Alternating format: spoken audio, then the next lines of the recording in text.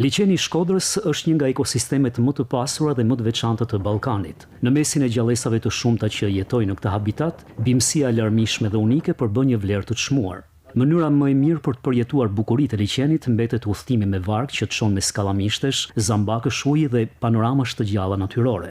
Liçeni i Shkodrës nga ekspertët e mjedisit vlerësohet si shtëpia një biodiversiteti të dukshëm të botës së egër. 36 lloje peshqish jetojnë në këtë ujëra dhe 18 prej tyre vetëm në liçenin e Shkodrës dhe nuk gjenden kund tjetër. 270 specie e bëjnë liçenin e Shkodrës një nga rezervatet më të mëdha natyrore të shpendëve në Europë. Edhe të gjitha këto gjallësa ka nevojë për ushqim, ka nevojë për bimësi, të cilën liçeni i Shkodrës ofron gjithashtu me shumicë.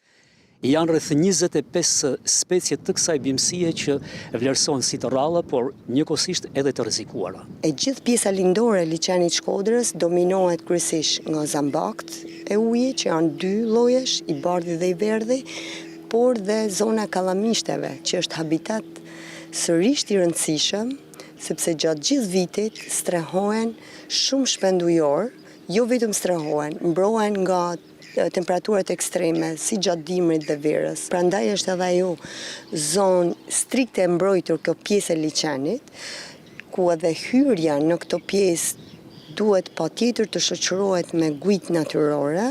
Emërtime të tilla si liçeni i zambakëve, i pelikanit apo i krapit janë dëshmi e lidhjes së ngushtë mes natyrës dhe jetës së përditshme në këtë zonë.